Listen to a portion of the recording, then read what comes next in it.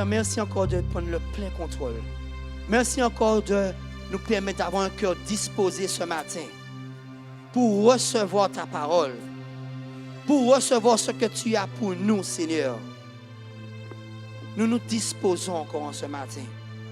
Nous réclamons la puissance du sang de Jésus sur chacun d'entre nous. Cet esprit, dirige-nous encore. Au nom de Yeshua Mashiach. Amen. Je veux remercier les apôtres, l'apôtre Maryse, l'apôtre Joël, qui me permet encore aujourd'hui, avec joie, de partager la parole du Seigneur avec vous. En lien avec le message prêché par l'apôtre Maryse, dimanche dernier, sur la séduction de la fin des temps, nous avons vu les ruses de Dalila. Est-ce que vous vous souvenez? Amen. Nous avons vu que Dalila va essayer de te flatter pour te dompter avec ce que tu aimes.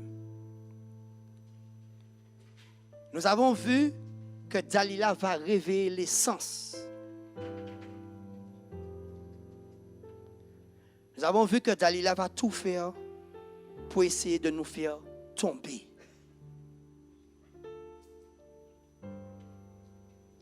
Nous avons vu que Dalila a beaucoup de patience. Beaucoup de patience. Et Dalila reviendra toujours à la charge. Pourquoi? Parce que Dalila veut ton secret. Peut-être que toi, tu ne connais pas ton secret. Mais Dalila connaît ton secret. L'onction. L'onction. L'onction. Le titre du message d'aujourd'hui, la prière, le secret de l'onction.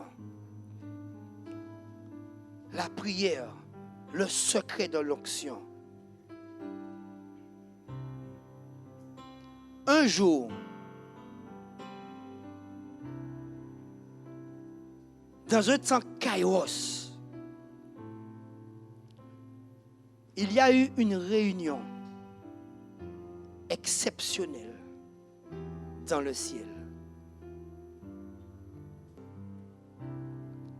entre Dieu le Père, Dieu le Fils et Dieu le Saint-Esprit.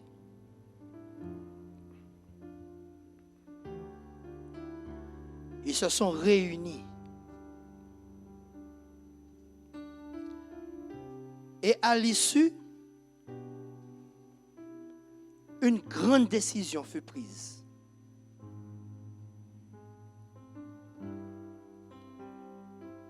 Dieu dit, faisons l'homme à notre image. Que l'homme soit notre jumeau. Que l'homme soit notre photocopie. Faisons l'homme à notre image et à notre ressemblance. C'est-à-dire qu'il soit rempli de compassion. Qu'il soit lent à la colère. Qu'il soit riche en bonté. Qu'il soit rempli de sagesse. Et qu'il puisse toujours rester dans la communion.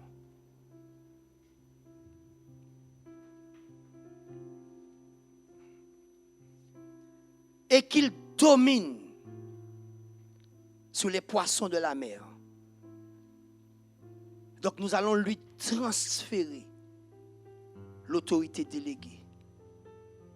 Qu'il puisse dominer sur les poissons de la mer, sur les oiseaux du ciel, sur le bétail, sur toute la terre et sur tous les reptiles qui rampent sur la terre. Genèse 1, verset 26. Et Dieu forma l'homme de la poussière de la terre. Et il souffla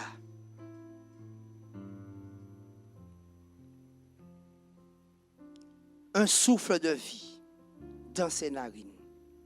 Et l'homme devient un être vivant. Un être vivant avec l'image, avec la ressemblance,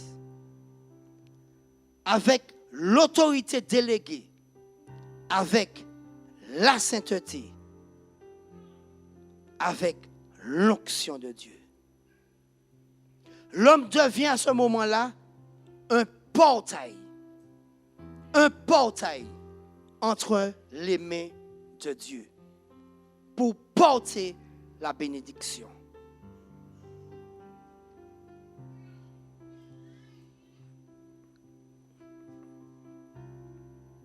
L'homme a reçu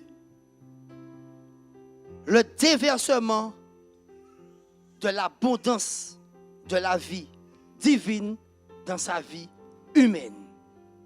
Une abondance. Il a reçu l'onction. Qu'est-ce que l'onction? Une coupe de rappel. Nous avons vu que l'onction, c'est une capacité.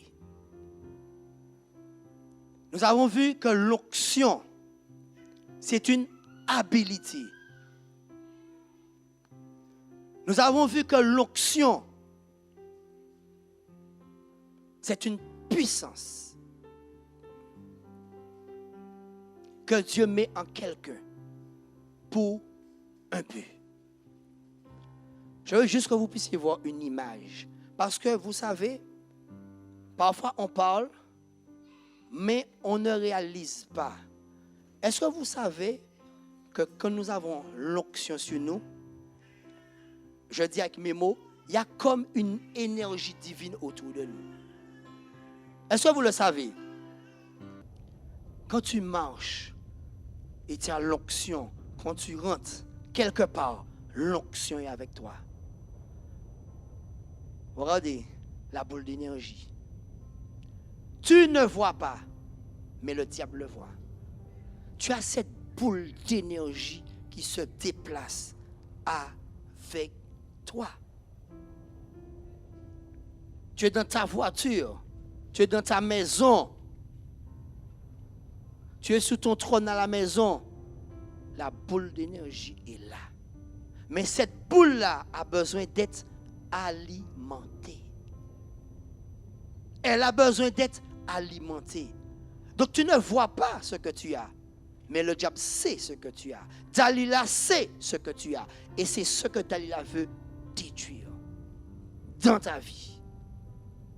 Plus tu l'alimenteras, plus elle grossira. Tout dépend de toi. Tu veux l'onction à quel niveau? Tu veux l'onction à ta cheville?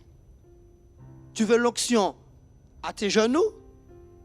Tu veux l'onction au niveau de tes reins? Tu veux l'onction à quel niveau? Ou tu veux nager dans l'onction? À quel niveau où tu veux l'onction?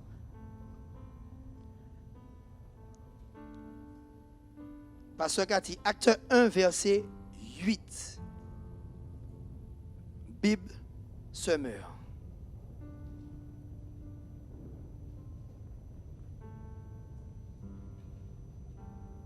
Mais vous recevrez une puissance, le Saint-Esprit survenant sur vous. Et vous serez mes témoins à Jérusalem, dans toute la Judée, dans la Samarie et jusqu'aux extrémités de la terre.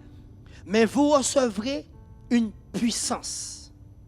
Est-ce que tu veux de cette puissance? Est-ce que tu soupires après cette puissance? Moi, je veux de cette puissance. Mais le Saint-Esprit descendra sur vous. Vous recevrez sa puissance. Quel que soit le lieu où tu es, tu peux être à Sainte-Anne, tu peux être au Togo, tu peux être en métropole, tu peux recevoir cette puissance. Et vous serez mes témoins. Martus en grec, témoin, c'est-à-dire celui qui est spectateur d'une chose. Celui qui est spectateur d'une chose. Vous serez mes témoins. À Jérusalem, déjà dans ta maison, dans ton foyer, avec ta femme, avec tes enfants. Mes témoins. Et moi, je pense que ce que Jésus a voulu dire aux disciples, vous serez mes témoins. Ceux qui ont été spectateurs de tout ce que j'ai fait. Vous m'avez vu faire. Vous m'avez vu enseigner. Vous m'avez vu délivrer. Vous m'avez vu guérir. Vous m'avez vu mort. Et vous m'avez vu ressusciter. Maintenant que vous avez été témoin de tout cela, vous recevrez une puissance pour témoigner de tout ce que vous avez vu. Pour prouver la force et l'authenticité de tout ce que vous avez vu. Et cette puissance encore va vous donner la capacité, l'habilité de reproduire tout ce que moi-même j'ai fait. Ça veut dire que vous pouvez guérir, enseigner, délivrer, consoler.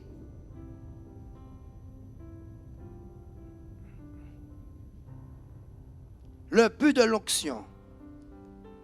Genèse 2, verset 15. Genèse 2, verset 15. L'Éternel Dieu prit l'homme et le plaça dans le jardin d'Éden pour le cultiver et pour le garder. Adam avait reçu pour but, pour mission, d'étendre le royaume de Dieu sur toute la terre. Dieu veut pour nous que nous puissions marcher dans l'onction pour régner et faire éclater sa gloire. L'onction, ce n'est pas pour nous. L'onction est mise au service des enfants de Dieu, des autres. Vous savez, c'est une capacité, c'est une habilité. Ça veut dire qu'il y a des choses que tu n'es pas capable de faire de toi-même, mais à cause de l'onction, tu réussiras à le faire. Et c'est pour cela que tu n'auras pas sujet de te glorifier, parce que ce n'est pas à cause de toi-même. Ce n'est pas à cause de toi. Ce n'est pas grâce à toi. C'est grâce à ce revêtement de puissance. Nous avons pour mission d'étendre le royaume de Dieu dans le monde entier. Et chacun dans son domaine. Tu peux étendre le royaume par ton couple. Tu peux étendre le royaume par ton travail. Tu peux étendre le royaume de tellement de manières. Mais le but, c'est d'étendre le royaume de Dieu dans le monde entier. Tout le monde doit savoir et tout le monde saura qu'il y a un Dieu tout-puissant qui existe et qui n'est pas mort et qui est ressuscité et qui vit encore et qui est capable de répondre aux besoins de quelle que soit la personne. Il en est capable parce qu'il est Dieu. Il n'est pas dépassé par les événements. Il est au contrôle de toutes choses. Marc 16, verset 15 à 18 dans la Bible français courant. Nous avons pour mission d'étendre le royaume.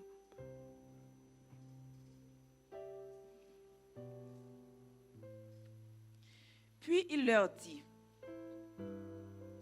allez dans le monde entier, annoncez la bonne nouvelle à tous les êtres humains. Celui qui croira et sera baptisé sera sauvé. Mais celui qui ne croira pas sera condamné. Et voici à quel signe on pourra reconnaître ceux qui auront cru. Ils chasseront les démons mauvais en mon nom. Ils parleront des langues nouvelles. S'ils prennent des serpents dans leurs mains ou boivent du poison, il ne leur arrivera aucun mal. Ils poseront les mains sur les malades et ceux-ci seront guéris. C'est notre mission. Est-ce que tu peux dire à ton voisin qu'il puisse pas s'endormir? C'est notre mission. Nous devons étendre le royaume. Nous devons prêcher la parole à tous les êtres humains. Celui qui croira se fera baptiser et sera sauvé. Mais celui qui ne croira pas sera condamné. Et voici les signes. Les signes. Quand on reconnaîtra ceux qui ont cru, ceux qui ont reçu l'onction dans la chambre haute, ceux qui aiment la présence du Seigneur, ceux qui désirent la présence de Dieu, ceux-là qui passent du temps, nuit et jour, à chercher leur Dieu. Ils chasseront les esprits mauvais en mon nom. Ils parleront de nouvelles langues.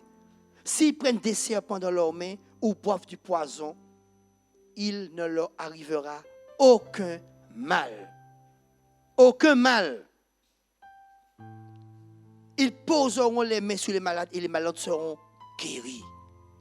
Est-ce que vous le croyez? Les malades seront guéris.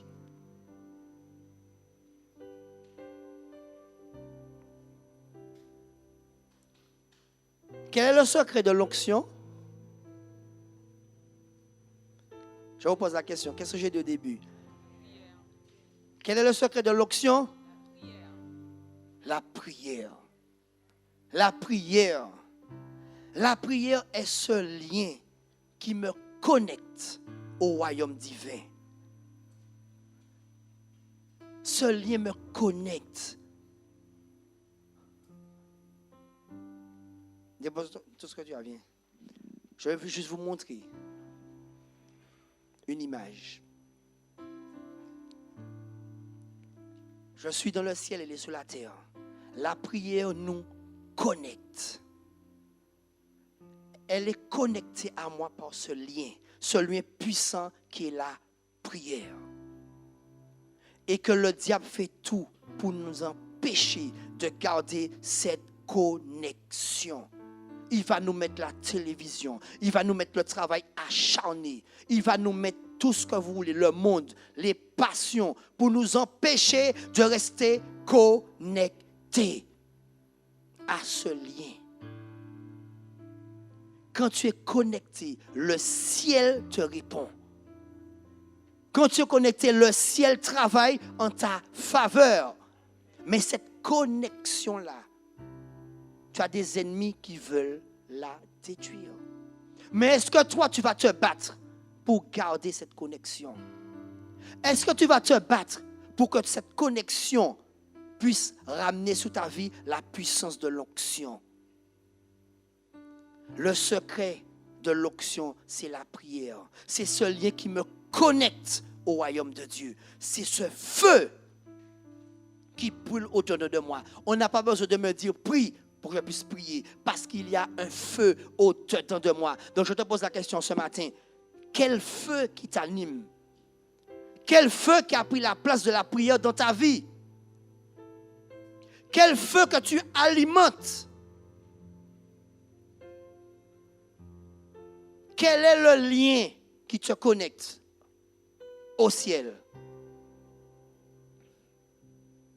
C'est cette passion, cette puissance qui me fait brûler d'amour pour Dieu.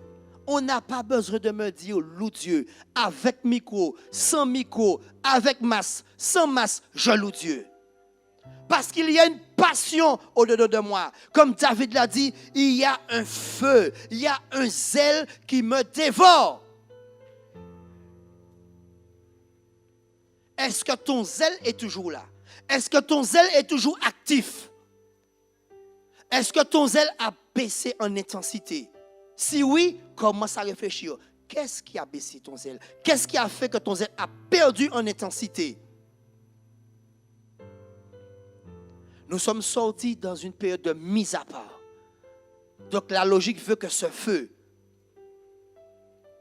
puisse brûler avec puissance et force. On a reçu l'onction de la chambre haute. Donc ce feu, cette passion doit être là. On n'a pas besoin de me supplier.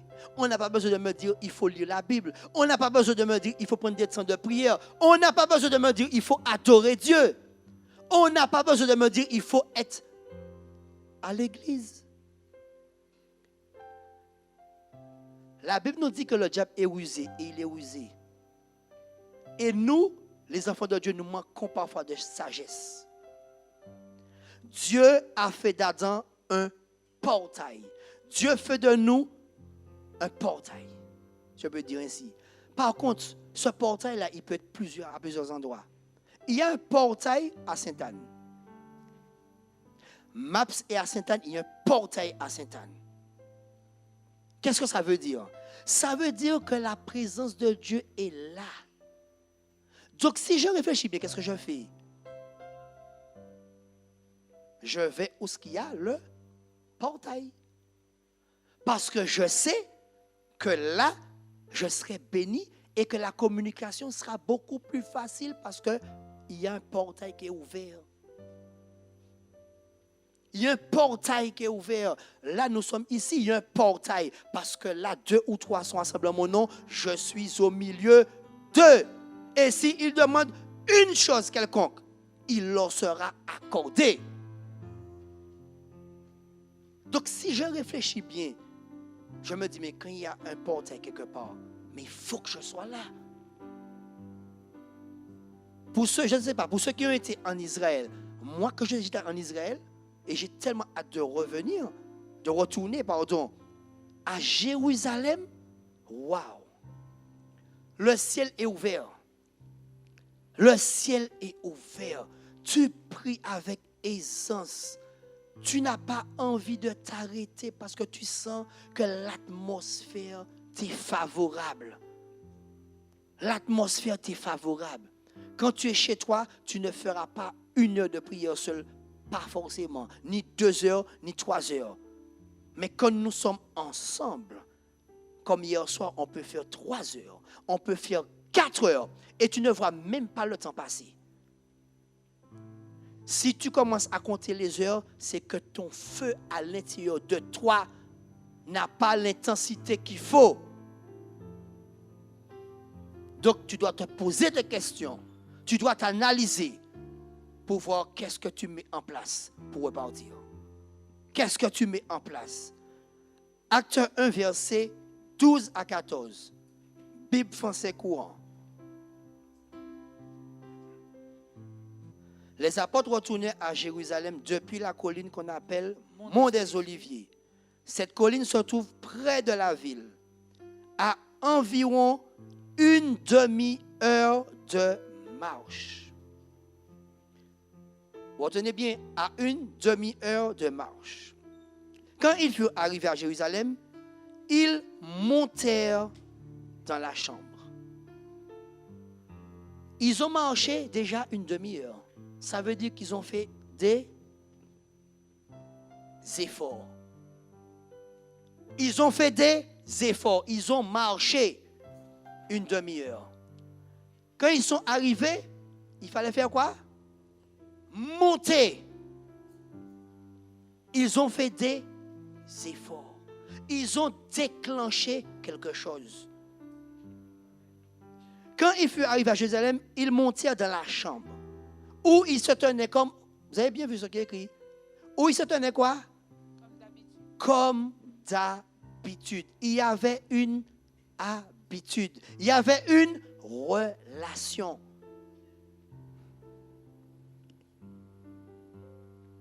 En haut d'une maison, il y avait Pierre, Jean, Jacques et André, Philippe et Thomas, Barthélemy et Matthieu, Jacques le fils d'Alphée, Simon le nationaliste et Jude le fils de Jacques. Et qu'est-ce qui se passe?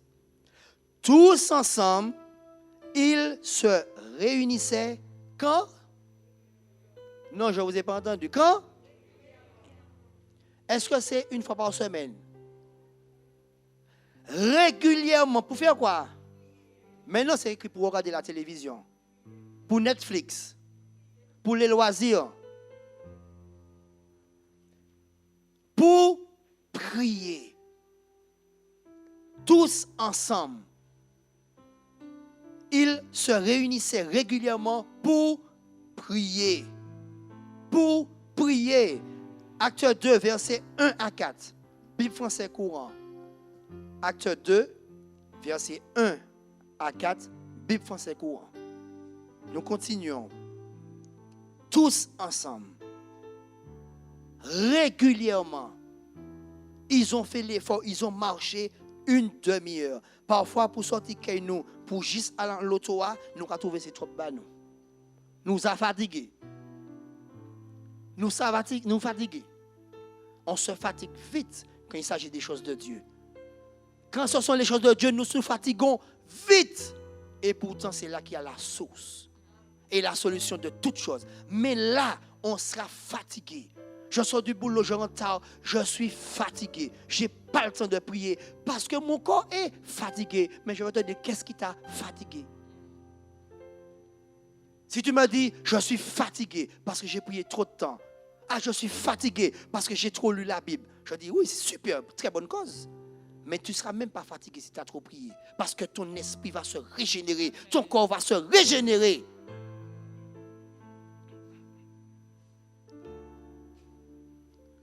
Vas-y. Quand le jour de la Pentecôte arriva, les croyants étaient réunis tous ensemble au même endroit. Ils étaient réunis comment? Tous ensemble. Encore tous ensemble. Ou au même endroit.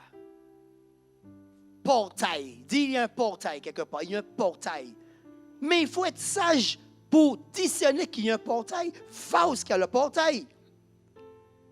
Ils étaient tous ensemble, réunis dans le même lieu. Chacun son truc. Chacun sa passion. Personnellement, il m'est vraiment très difficile de rater un culte. Il y a des personnes qui arrivent avec tellement d'aisance. Chacun son truc, j'ai dit. Avec tellement d'aisance de dire, dimanche, je suis trop encore la chose. Je suis trop fatigué. Je ne vais pas au culte, je vais me reposer. Est-ce que véritablement, tu vas te reposer comme tu l'as dit? Ça veut dire que tu es couché sur ton lit là, pendant les heures de culte, tu es là, tu es tranquille, tu dors. Je suis sûr que non. Ou qu'elle commence à nettoyer la maison. Ou qu'elle commence à aller nettoyer l'auto. Ou qu'elle fait plein de mais tu ne vas pas te reposer. Chacun son truc. Mais il m'est difficile de dire, je ne vais pas au culte dimanche. Comment je peux dire que je ne vais pas au culte dimanche? Toi, tu peux le dire, béni soit l'Éternel pour toi. Moi, je ne peux pas parce que je déclare qu'il y a un feu au-dedans de moi. Il y a un feu qui brûle et qui me dit, tu dois aller là où se trouve le portail. Parce que quand je vais dans ce portail-là, je vais trouver une solution à ce que je vis. J'aurai une parole, j'aurai un geste qui va me fortifier, qui va m'encourager. Mais si je vais chez moi, qui ça m'a prend? Télévision. La télé va te donner la force qu'il faut. Et puis après, tu vas venir voir les serviteurs de Dieu. Oui, ça va pas, ça va pas. Tu faisais quoi? La télé. Est-ce que tu essaies de prier au moins? Parfois même, nous avons des compagnons de prière. Nous arrivons à dire, je ne peux pas prier parce que j'ai mal à la tête. Je suis fatigué. Tu as un compagnon, quelqu'un qui est là, une force pour toi, qui va t'aider à prier, à passer du temps avec le Seigneur. Je suis fatigué. Je dis rien. Béni soit l'Éternel. Béni soit l'Éternel. Quand le jour de la Pentecôte arriva, les croyants étaient réunis tous ensemble au même endroit. Et qu'est-ce qui se passe? Parce qu'ils sont ensemble, parce qu'ils sont connectés, parce qu'ils ont soif, parce qu'ils ont faim. Qu'est-ce qui va se passer? Tout à coup, un bruit vint du ciel, comme si un vent violent se mettait à souffler, et il remplit toute la maison où ils étaient assis. Fredo, tu peux me donner un son? Ils étaient tous ensemble. Dans un même lieu. Mais parce qu'ils ont soif, parce qu'ils ont faim, parce qu'ils désirent une onction nouvelle, Parce qu'ils ont besoin d'une puissance surnaturelle. Parce qu'ils ont besoin d'une capacité, une influence. Parce qu'ils étaient là. Tout à coup, Fredo, qu'est-ce qui se passe? Il y a un son. Il y a un bruit. Il y a un bruit. Il y a un amen qui est validé dans le ciel. Et le Saint-Esprit commence à descendre. Et il descend. Et qu'est-ce qu'il fait? Il va se poser sur chacun d'entre eux. Il va sauter Pierre. Et puis dit, c'est Jean. Non, c'est Marc. Il est descendu sur chacun. Parce que eux, ils avaient une vision. Ils avaient soif. Et ils avaient quoi? La notion du un. Ils avaient la notion du un. En somme, ils avaient soif. Il est bon, qu'il est doux pour des frères de demeurer ensemble. Parce que c'est là, et c'est pas ailleurs, hein, c'est là que Dieu va envoyer la bénédiction. C'est là qu'il va envoyer la puissance de l'onction. C'est là qu'il va envoyer le feu qui va te guérir, le feu qui va te délivrer. C'est là. Mais c'est là que tu vas éviter. C'est là que tu vas, au lieu de venir dans ce lieu-là, ce portail-là, tu vas ailleurs. Comment tu veux être délivré? Comment tu veux que ta situation change? Et après, tu vas venir te plaindre. Mais tu as un portail qui est ouvert pour toi. Qu'est-ce que Dieu peut faire encore? Qu'est-ce qu'il peut faire encore? La prière active l'onction qui va briser le joug. Parfois, tu as des combats, tu as des luttes. Il y a des choses contre lesquelles tu te bats depuis des années. Tu as besoin de l'onction qui brise le joug. Tu en as besoin. Mais comment tu vas le faire pour trouver cette onction? La prière. La puissance de la prière. Est-ce que vous avez déjà vécu des choses qui sont difficiles? Je vous pose la question. Vous n'avez jamais eu des luttes? Ben là, qu'à bouger, qu'à malmener ou ni mal. Tu supplies Dieu, délivre-moi, Seigneur. Aie pitié de moi. Mais tu as une solution aujourd'hui. Cherche l'onction qui va briser le joug. Va où il y a l'onction qui va briser le joug. Va où il y a le portail. Va où il y a le portail. Et là, ta connexion sera plus fluide, plus facile. Parce qu'ils étaient comment? Tous ensemble. Réunis où? Dans le même lieu.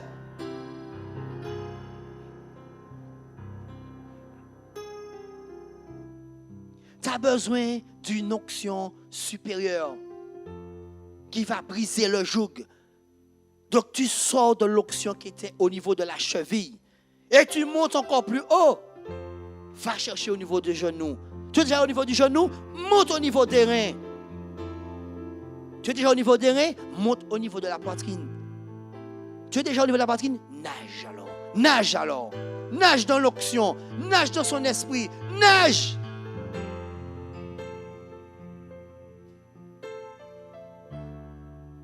La prière va nourrir l'homme spirituel. La télé va nourrir l'homme charnel. Le travail va nourrir l'homme charnel. Oui, il faut travailler. Mais le travail ne peut pas prendre plus de place que Dieu dans ta vie. Ça ne doit pas être. Tu aimeras le Seigneur ton Dieu de tout ton cœur, de toute ton âme, de toute ta force et de toute ta pensée. Il doit être le number one.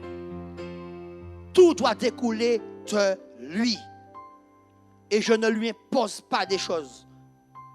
Ça découle de lui. Ceux qui sont fils de Dieu marchent par l'Esprit de Dieu, sont conduits par l'Esprit de Dieu. Quand tu vas nourrir l'homme spirituel au-dedans de toi, tu marcheras par l'Esprit de Dieu. Tu seras conduit par l'Esprit de Dieu.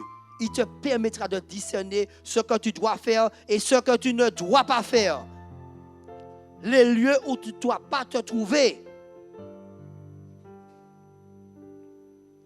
Et il va créer cette passion au-dedans de toi. Cette passion pour les choses du Seigneur.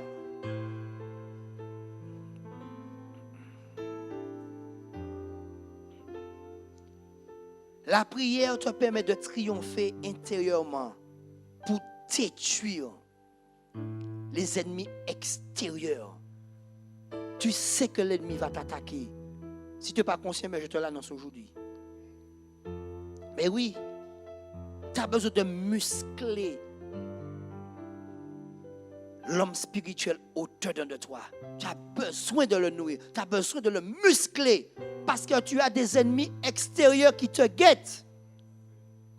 La prière va te permettre de sécuriser ta vie contre les attaques de Dalila. Parce que Dalila veut te faire tomber. Dalila veut ton secret. Dalila veut ton onction. Ou qu'à enrager. Donc Dalila va jouer de patience et va attendre le moment propice. Dalila va te dire les choses que tu aimes entendre. Va t'offrir les cadeaux que tu espérais depuis si longtemps. Ton ex ne le donnait pas. Mais là, maman, sur un plateau d'argent, la bague que tu voulais, la montre que tu voulais. Mais c'est un cadeau empoisonné. Parce qu'il y a une intention, une mauvaise intention derrière. Dalila va essayer de crever tes yeux. Parce que Dalila veut te détourner de la vision. Cette boule de feu que nous avons vue au départ, cette boule de feu, Dalila cherche un moyen de te faire perdre cet éclat-là. Et comment Dalila va réussir?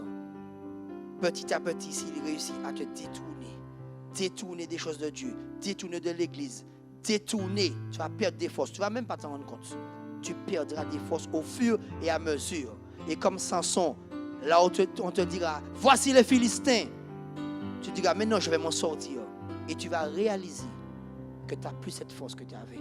Tu n'as plus cette capacité que tu avais. Tu n'as plus. Et si tu ne fais pas gaffe, tu vas te retrouver dans le monde. Et le monde va utiliser ce que Dieu t'a donné et le mettra à son service. Et ce n'est pas ce que Dieu veut pour toi.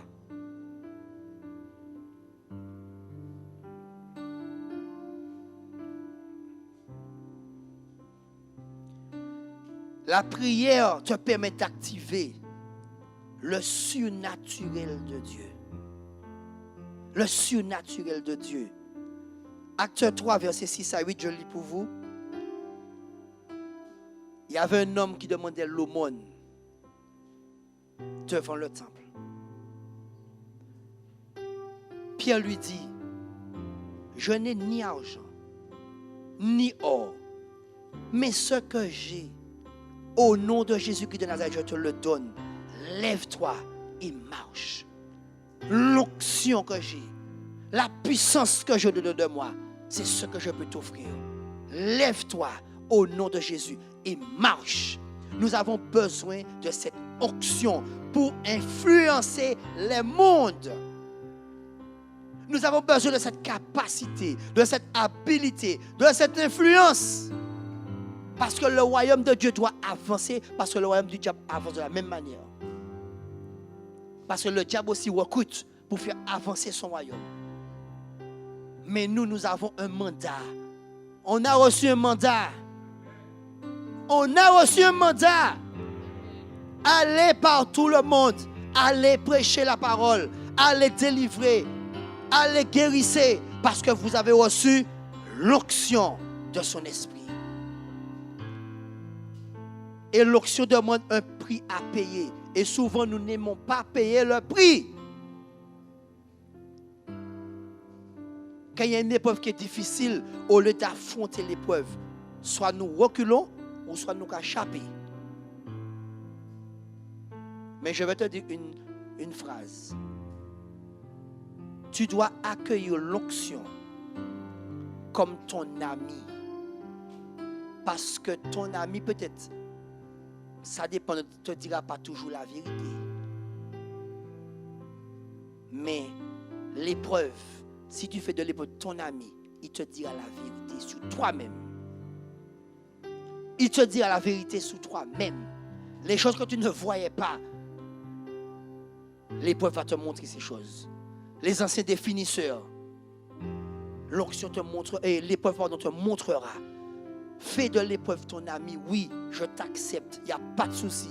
Parce qu'au travers de l'épreuve, tu seras bâti. Au travers de l'épreuve, tu seras formé. Au travers de l'épreuve, tu seras beaucoup plus fort. Au travers de l'épreuve, ton caractère sera formé. Au travers de l'épreuve, tu pourras affronter les tempêtes, les vents contraires. Parce que tu auras appris à reposer sur le roc, qui est Jésus-Christ de Nazareth.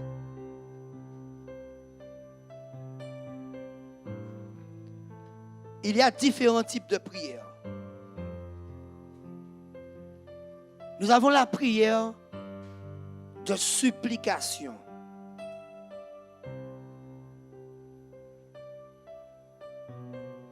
Philippiens 4, versets 6 à 7. La prière de supplication. Tu supplies Dieu pour une faveur. Tu fais appel à sa miséricorde.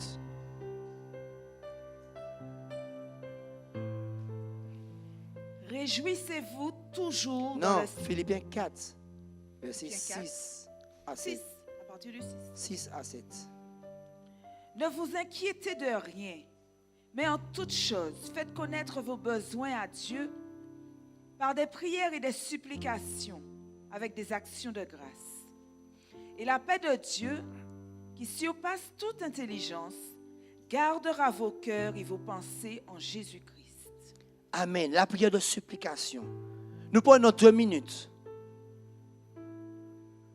Nous sommes dans le message. Si tu as une prière de supplication à faire, fais-la maintenant. Tu sais quelle situation peut-être que tu as besoin que Dieu agisse. Mais c'est dans la supplication. Là, c'est la prière de supplication. Je te donne 2 minutes pour faire ta prière de supplication. Seigneur, moi je veux te supplier en ce matin pour nos jeunes, Seigneur. Nos jeunes, Seigneur, qui partent, qui demandent, Seigneur, leur part d'héritage pour, Seigneur, partir parce qu'ils pensent être déjà formés. Seigneur, tous ces jeunes, Père, qui sont fils, qui appartiennent à ton royaume, aujourd'hui, je te supplie de les ramener dans la bergerie. Je te supplie, Seigneur, aujourd'hui, je fais appel à ta miséricorde, Seigneur, en leur faveur. Qu'ils reviennent, Seigneur, dans la bergerie. Qu'ils reviennent à la source. Qu'ils reviennent, Seigneur. Qu'ils reviennent, Seigneur.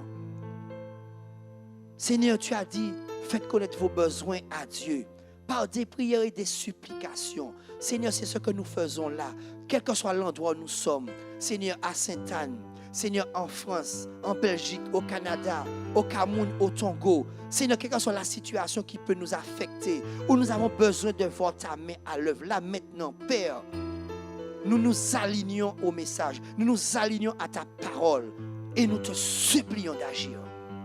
Nous réclamons, Seigneur, ta miséricorde, Seigneur. Moi, je demande pour les jeunes, Seigneur, qui sont partis dans le monde. Chacun demande pour ceux qui ont besoin. Mais moi, Seigneur, je te supplie pour les jeunes, Seigneur, qui ont quitté prématurément, Seigneur, la bergerie. Qu'ils reviennent, Père, dans le nom de Yeshua Mashiach. Amen. Nous avons la prière d'intercession. C'est intervenir en faveur de quelqu'un. C'est se placer entre Dieu et la situation ou la personne pour laquelle nous sommes en train de plaider.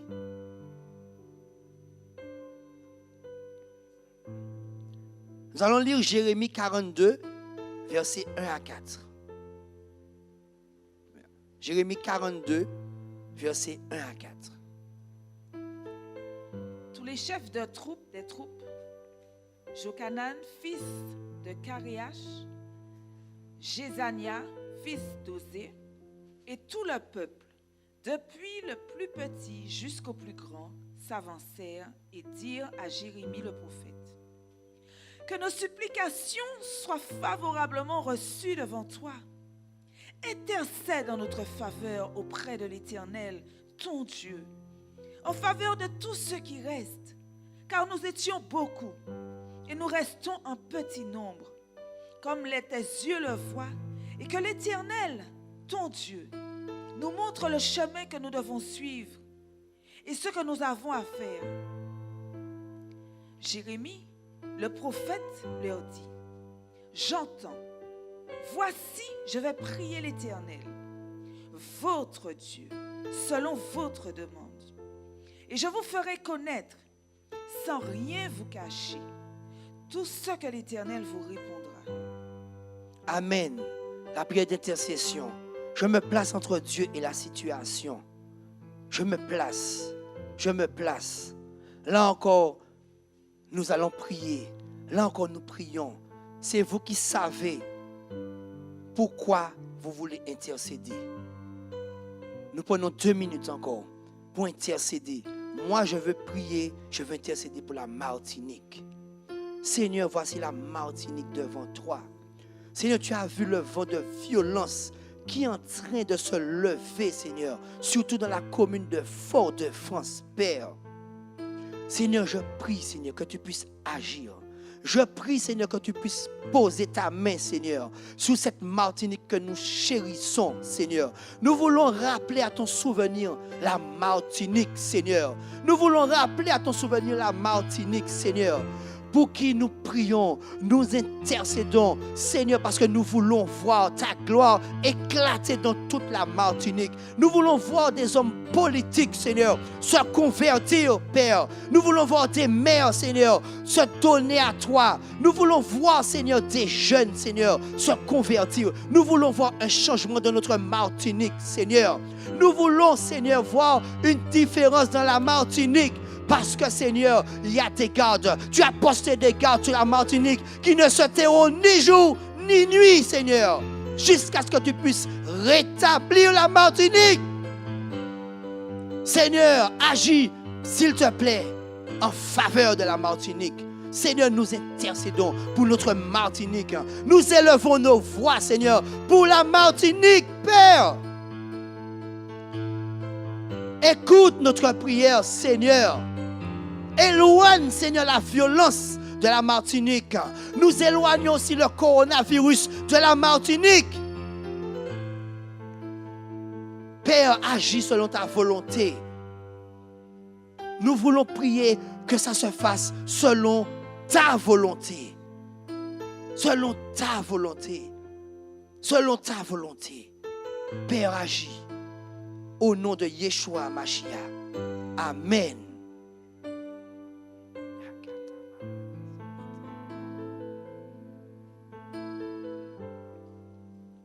Nous avons la prière dans l'esprit. Le parler en langue. La puissance du parler en langue.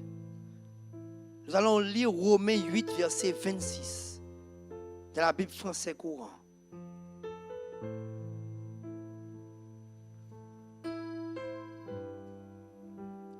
De même, l'Esprit Saint aussi nous vient en aide, parce que nous sommes faibles.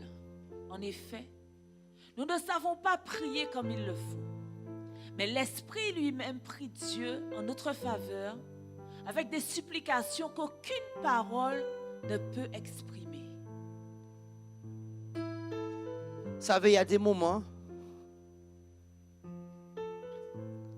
où nous n'avons plus de force. Il y a des moments où les épreuves ont été tellement difficiles. Tu te sens comme Jérémie dans la citerne. Tu te sens comme David dans la fosse. Et là, de toi-même, rien ne sort. Mais béni soit l'Éternel pour le Saint-Esprit. Béni soit l'Éternel pour notre ami, le consolateur. Béni soit l'Éternel pour notre associé. Béni soit l'Éternel pour notre conseiller, notre ami, qui dit, ok, tu n'as plus de force, ne t'inquiète pas. Parce que tu es connecté, parce que tu appartiens au royaume, ne t'inquiète pas. Ce que tu n'arrives pas à dire dans ta situation, moi-même, je vais intercéder à ta place. Moi-même, je vais faire connaître à Dieu ton problème.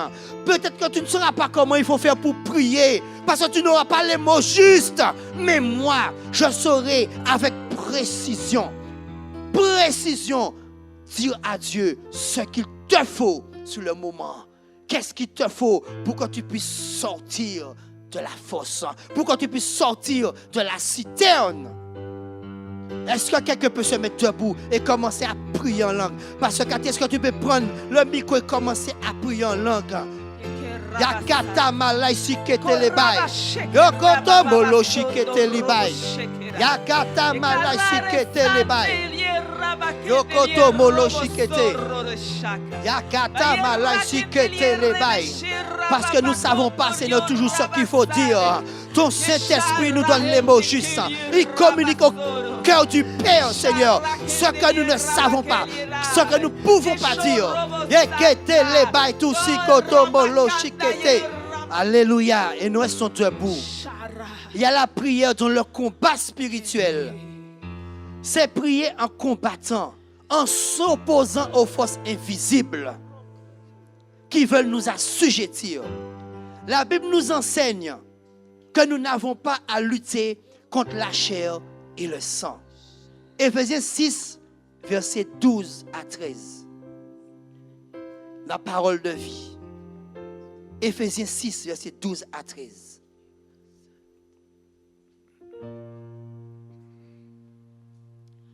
Car ce n'est pas seulement de notre combat à nous qu'il s'agit.